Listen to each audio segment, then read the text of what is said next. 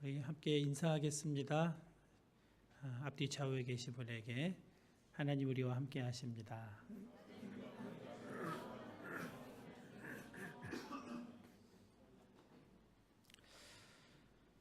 동시 하나를 소개하는 것으로 설교를 시작하겠습니다. 제목은 엄마의 난닝구, 지은이는 배한권, 경산 부림초등학교 6학년 어린이입니다. 엄마의 난닝구. 작은 누나가 엄마 보고 엄마 난닝구 다 떨어졌다. 한 개 사라 한다. 엄마는 옷 입으마 안 보인다고 떨어졌는 걸 그대로 입는다. 난닝구 구멍이 콩만하게 뚫어져 있는 줄 알았는데 대지비만하게 뚫어져 있다. 이 대지비는 경상도 말로 대접입니다. 대지비만하게 뚫어져 있다. 아버지는 그걸 보고 난닝구를 쭉쭉 쬐다. 엄마는 와이카노 너무 째모 걸레도 못한다 한다. 엄마는 새 걸로 갈아입고 째진 난닝구를 보시더니 두 번은 더 입을 수 있을 낀데 한다. 여자는 약하지만 엄마는 강하다 하는 말을 떠올리게 하는 동시입니다. 여자는 약하고 엄마는 강한 이유는 여자는 본능으로 살고 엄마는 사명으로 살기 때문입니다. 한 인간을 인간의 존엄과 가치를 지닌 존재로 만드는 것은 그의 외모나 학식이나 혈통이 아닙니다. 그가 지닌 인생의 사명입니다. 자신의 사명을 알고 사명을 위해 사는 것이 인간 존재를 가치 있는 존재로 만드는 겁니다. 예수님을 예수님 되게 한 것도 사명 때문이라고 한다면 지나친 표현이 될까요? 예수님은 이 땅에 사명을 위해 오셨고 그 사명을 완수하셨습니다. 예수님의 사명이 무엇일까요?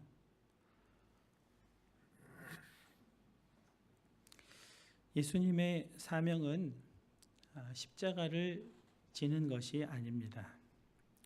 사명을 크게 목적과 목표로 나누어 볼 수 있다면, 그리고 목표는 목적을 이루어가는 과정이라고 정의할 수 있다면, 십자가는 예수님께서 예수님의 목적을 이루어 가시는 과정, 목표입니다.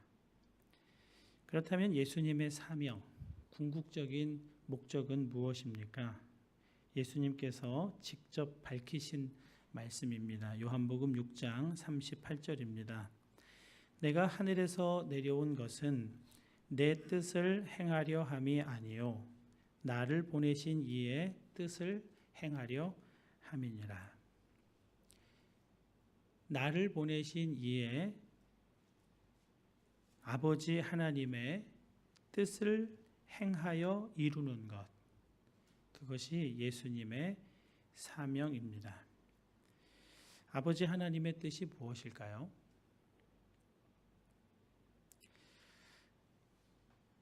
우리는 흔히 하나님의 뜻을 너무 애매하고 좀 알기가 어려워서 귀에 걸면 귀걸이, 코에 걸면 코걸이 라는 식으로 생각하곤 합니다. 그러나 하나님의 뜻은 성경 안에서 분명하게 나타나 있습니다.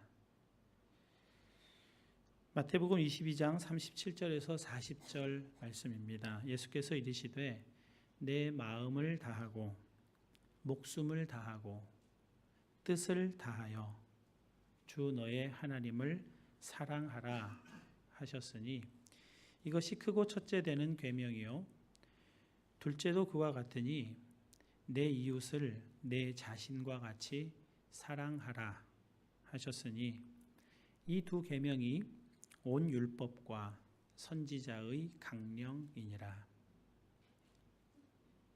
하나님의 뜻입니다. 마음을 다하고 목숨을 다하고 뜻을 다하여 하나님을 사랑하라는 이 말씀에 대한 영어 성경의 번역이 한국어 성경보다 원래 의미에 조금 더 가까워 보입니다. With all your heart, with all your soul, with all your mind. 모든 마음으로, 모든 목숨으로, 모든 뜻으로 하나님을 사랑하라. 그런데 예수님께서 십자가의 길을 걸어가신 모습에서는 마음을 다하여, 목숨을 다하여, 뜻을 다하여 할 때 다하여가 with all보다 더 십자가의 길에 어울리는 번역입니다. 다하다라는 동사의 의미는 첫째는 다 쓰이거나 더 기능을 하지 못하고 모두 없어진 상태가 되다 이고요. 두 번째 의미는 더 계속되지 않고 끝이 나다. 이것이 다하다의 뜻입니다.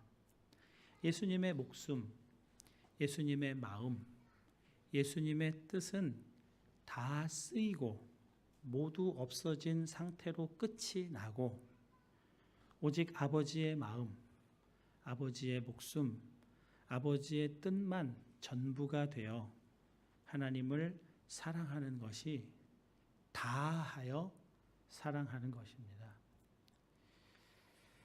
사명이라는 단어의 화살표는 안쪽을 향하고 있지 않습니다. 사명은 언제나 바깥쪽을 향하여 있고 바깥에 있습니다. 2, 3세기 수학자, 물리학자, 철학자였던 아르키메데스는 이렇게 말했습니다. 지구 밖에 한 점을 달라. 거기다 내 지렛대를 대고 지구를 움직이겠다. 지구를 움직이는 힘은 지구 내에 있지 않고 지구 바깥에 있다는 말입니다. 우리 자신을 가치 있게 하고 우리 자신을 존엄한 인생으로 만드는 힘은 우리 자신 내부에 있지 않고 우리 바깥에 있는 사명이라는 것입니다.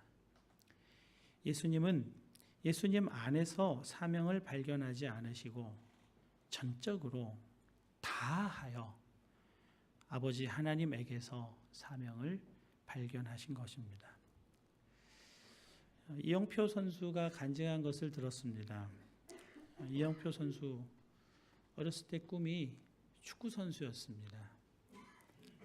그 꿈이 이루어졌죠. 축구 선수로서 국가대표 되는 꿈, 대부분의 축구 선수들이 가질 꿈인데 그 꿈도 이루었습니다. 월드컵 출전, 4강 신화, 유럽 진출. 정말 축구 선수라면 너무나 소망하고 꿈꿀 수 있는 꿈을 그는 다 이루었습니다. 그리고 아름다운 은퇴도 꿈을 꾸었는데 3번의 은퇴식이 있었고 특별히 밴쿠버에서는 밴쿠버 축구구단 역사상 전무후무한 은퇴식이었다고 구단 관계자들이 말할 정도의 은퇴식이었습니다. 선수 생활도 화려했고 그의 은퇴도 아름다운 것이었습니다. 그러나 이영표 선수는 은퇴 후 너무나 고통스럽고 깊은 좌절감 속에 굉장히 힘들어하는 시간을 보냈다고 고백합니다. 그것은 내 인생의 의미와 목적이 무엇인가 상실했기 때문에 그렇다는 겁니다. 답이 없었고 너무나 고통스러워서 아무것도 할 수 없었고 극단적인 생각까지 들었다는 겁니다. 믿음이 참 좋은 신앙인 아닙니까? 그 힘든 시간에 그는 하루 종일 성경을 읽고 기도하는 것 외에 할 수 있는 것이 없었습니다. 그리고 주님 말씀 안에서 그는 자기의 꿈이, 자기의 목적이 잘못되어 있었다는 것을 깨달았습니다. 그가 목적으로 삼아야 할 꿈은 선수가 되는 것도, 월드컵, 유럽 진출, 멋진 은퇴식도 아니었습니다. 그의 꿈은 하나님이셔야 했습니다. 하나님이 그의 비전이셔야 했습니다. 날마다 하나님과 동행하며 하나님이 이끄시는 삶을 목적으로 해야 했음을 비로소 깨닫게 되었습니다. 꿈은, 목적은, 사명은 자신 안에 있는 것이 아니라 하나님이 인생의 목적이고 하나님의 뜻이 그가 이루어야 할 꿈이라는 것을 깨닫고 그때부터 그의 삶에는 만족과 기쁨, 충만한 삶이 시작되었다고 합니다. 집 청소하는 거, 요리하는 일, 자녀들 학교 데려다주고 데려오는 그동안 사소하고 하찮게 여겨졌던 그 모든 일들이 감사와 기쁨, 즐거움으로 다가옵니다. 모든 일, 사소한 모든 일을 하나님과 동행하며 하나님을 위해서 하니까 사소한 일, 하찮은 일이 사라졌다는 겁니다. 하나님의 임재 연습 로렌스 형제는 수도원의 주방에서 허드렛 일을 하는 것으로 그의 일생을 보냈습니다. 그렇게 고백합니다. 그는 하나님을 사랑하기 위해서라면 땅에 떨어진 지푸라기 하나를 줍는 일에서도 기쁨을 느꼈다. 사명이라는 점에 지렛대를 대야만 내 인생이라는 지구가 움직여지는 것입니다. 여러분, 예수님께 십자가의 길은 그가 마음과 뜻, 목숨을 다 소진하여 사랑하는 아버지의 뜻을 이루는 아버지와 동행하는 길이었습니다. 아버지의 뜻이 사명이었습니다. 그랬기에 예수님은 십자가의 길을 끌려가지 않으시고 오히려 주도해 나가고 계십니다. 예수님이 최후의 순간들을 어떻게 맞이하고 계시는지 우리는 요한복음 18장을 통해서 볼 수 있습니다.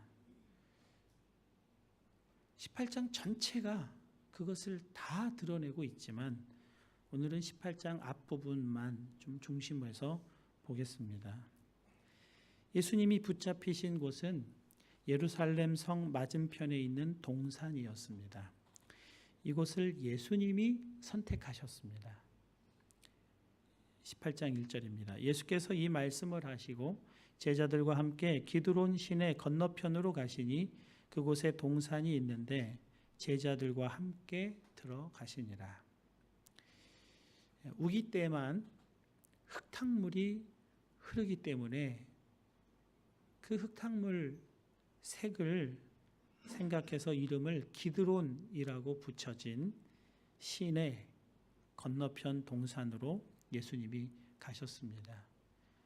이 기드론 시내가 성전 지역과 그 동산 지역을 가르고 있었습니다. 그곳으로 가신 이유는 크게 두 가지입니다. 첫째, 많은 사람의 눈을 피하고자 하심이었습니다. 예수님이 잡히시던 때는 유대인 최대 명절인 유월절입니다. 이때 명절을 예루살렘에서 보내기 위해 엄청난 인파가 몰려옵니다.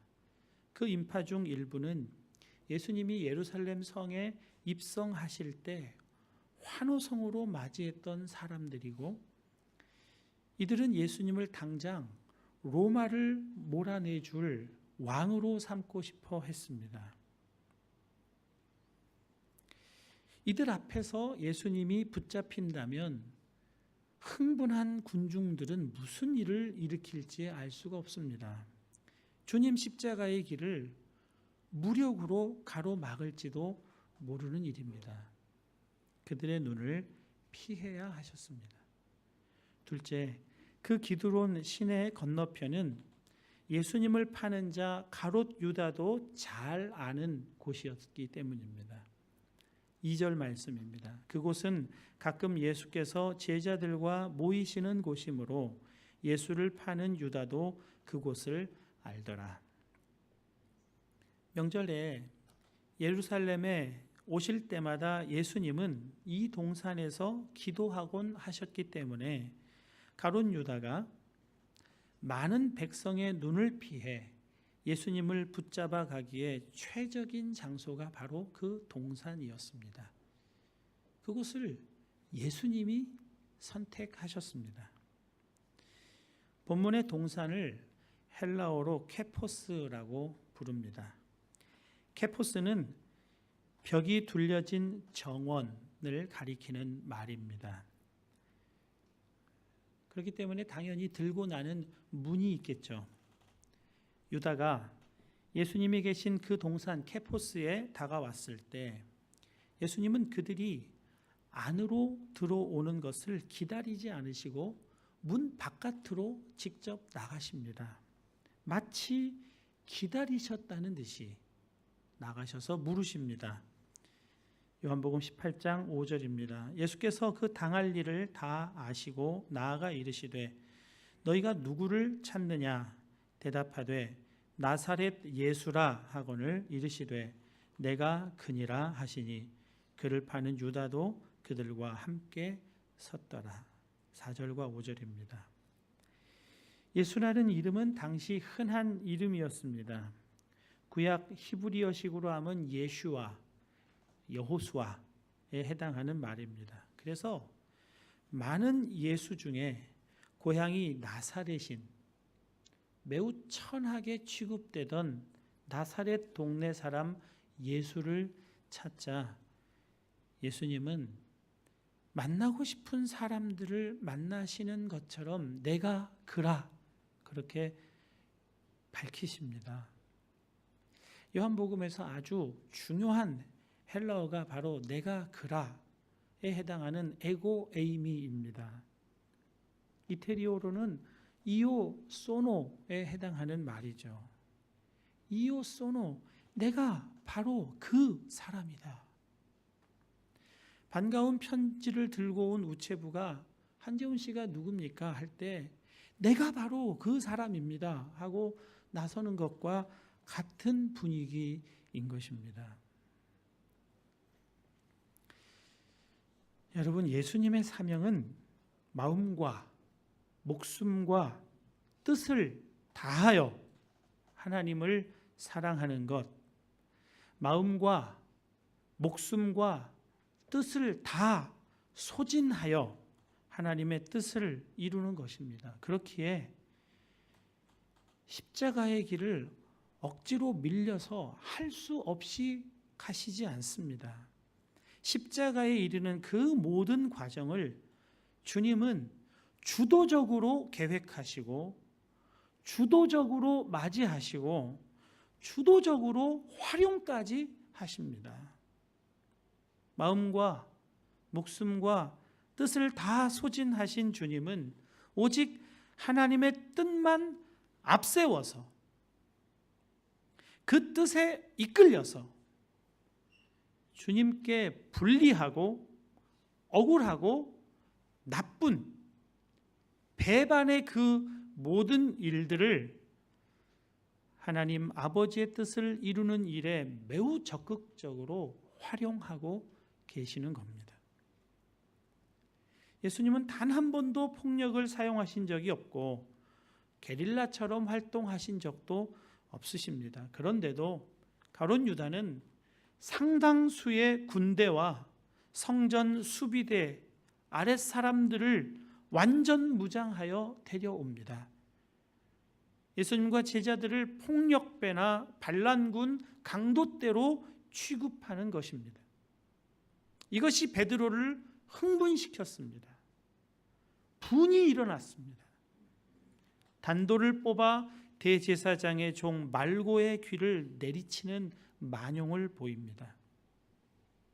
그러나 주님은 그 상황 역시 하나님의 뜻이 무엇인지 제자에게 교훈하시는 기회로 바꾸십니다. 요한복음 18장 11절입니다. 예수께서 베드로더러 이르시되 칼을 칼집에 꽂으라. 아버지께서 주신 잔을 내가 마시지 아니하겠느냐 하시니라. 지구 밖의 한 점을 가진 사람, 인생의 의미와 목적을 자기 자신에게 두지 않고 초월하시는 하나님께 둔 사람은 그 자신에게 불리한 것, 나쁜 것, 손해보는 것, 억울한 것들을 그 자신에게 유리한 것, 좋은 것, 이익이 되는 것, 자랑스러운 것과 똑같이 사명을 이루는 데 다 활용합니다. 빛이 있으면 그림자가 있게 마련입니다. 그리고 그림자는 빛을 더욱 빛되게 하죠. 요한복음 18장은 자기를 부인하고 사명에 이끌려 걸어가시는 주님과 대조되는 한 인물을 보여줍니다. 방금 전에 살펴본 베드로입니다. 그 밤 그 동산에서 다른 제자들은 모두 주님의 예고와 같이 뿔뿔이 흩어졌지만 베드로만큼은 멀찍이 주님의 뒤를 따릅니다. 주님 발 씻어 주실 때 그가 말한 것처럼 행동합니다. 주를 위하여 내 목숨을 버리겠나이다. 진심이었을 겁니다. 주님을 사랑했으니까요. 다른 사람은 몰라도 나는 그들과 다르다는 생각을 했을 겁니다. 그러나 베드로의 주님 사랑은 다하여 하는 사랑이 아니었습니다. 내가 내 목숨을 버리기도 하고 지키기도 할 수 있는 사람인 것처럼 어리석게 장담하는 사랑입니다. 나의 사랑은 너희의 사랑과 다르다는 자기 의로 가득한 사랑입니다. 지구 밖에 한 점을 가진 자가 아니라 자기 자신 안에 점을 두고 있는 자입니다. 인생의 목적이 자기 실현이고 자아 실현입니다. 이영표 선수와 같이 자기 자신을 실현하는 것이 그의 꿈이고 목적입니다. 그런 그에게 다가오는 불리한 상황을 그는 감당할 수가 없습니다. 하나님을 앞세우지 않고 자기 자신을 앞세울 때는 그에게 다가오는 위험한 상황을 감당할 수가 없는 겁니다. 하나님을 앞세우지 않고 자신을 내세우는 사람은 누구나 베드로와 같이 됩니다. 통시에서 본 엄마와 난닝구의 그 엄마는 구멍난 난닝구로 가족을 사랑하는 데 활용하지만 베드로는 대접만큼 구멍난 그의 상황 앞에 그대로 무너지고 마는 겁니다. 한 번도 상상해 보지 않았을 겁니다. 주님 부인하는 자. 그런데 그렇게 되고 말았습니다. 한 남자가 열심히 일해서 신혼집을 지을 만큼 넉넉한 돈을 벌었습니다. 행복한 날이 찾아왔습니다. 두 사람은 결혼해서 신혼여행을 떠납니다. 그들이 기차역을 빠져나가는데 한 통의 전보가 그들에게 전달됩니다. 당신의 집이 전소되었습니다. 남은 게 하나도 없습니다. 그의 입술이 떨립니다. 하지만 그의 신부는 그의 어깨 너머로 전보를 읽고 나서 이렇게 말합니다. 여보, 걱정하지 말아요. 우리는 지금 서로를 소유하고 있잖아요. 스탠리 존스 선교사님은 이 이야기를 이렇게 마무리합니다. 그렇다. 그리스도인은 성공하건 실패하건, 흥하건 망하건, 나쁘건 슬프건 간에 우리는 지금 서로를 소유하고 있잖아요 라고 말할 수 있는 사람이다. 우리가 소유한 상대가 예수님이라면 예수 안에서 실패하는 것은 성공이나 다름없고 그분 안에서 망하는 것은 흥하는 것이나 다름없으며 그분 안에서 슬퍼하는 것은 기뻐하는 것이나 다름없는 것이 될 것이다. 왜냐하면 그분은 십자가에 달리신 분이고 십자가는 이 세상에서 가장 큰 실패작이자 가장 위대한 성공작이기 때문이다. 예수님을 소유했다면 모든 것을 그를 불행하게 하고 실패하게 하는 것, 성공하게 하고 행복하게 하는 모든 것을 하나님의 뜻을 이루기 위한 것으로 활용할 수 있다는 것입니다. 로마서 8장 35절과 37절입니다. 누가 우리를 그리스도의 사랑에서 끊으리요? 환난이나 곤고나 박해나 기근이나 적신이나 위험이나 칼이랴. 그러나 이 모든 일에 우리를 사랑하시는 이로 말미암아 우리가 넉넉히 이기느니라. 그리스도 예수를 소유한 자는 누구나 넉넉히 이기는 줄로 믿습니다. 사랑하는 여러분, 우리 안에 그리스도인이 있습니다. 조금 도전을 하고 싶은 마음에 이렇게 표현합니다. 우리가 모두 교회에 속해 있고 예배당에 같이 앉아 있지만 교인은 그리스도인과 다르기에 저는 감히 함부로 모두를 그냥 적당히 우리는 그리스도인입니다, 그렇게 말하기를 조심하고자 합니다. 우리 가운데에는 그리스도인들이 있습니다. 그들은 그리스도의 사람이라는 뜻입니다. 그리고 그리스도의 사람은 다음과 같은 사람들입니다. 육신에 있는 자들은 하나님을 기쁘시게 할 수 없느니라. 만일 너희 속에 하나님의 영이 거하시면 너희가 육신에 있지 아니하고 영에 있나니 누구든지 그리스도의 영이 없으면 그리스도의 사람이 아니라. 그리스도의 사람은 그리스도의 영을 소유한 자입니다. 그리스도의 마음을 소유한 자입니다. 예수님, 그분을 소유한 사람입니다. 그래서 그리스도인, 그는 예수님이 소유한 사명과 함께 그 사명을 소유한 자입니다. 아버지의 뜻을 내 마음과 목숨과 뜻을 다하여 소진하여 사랑하는 자.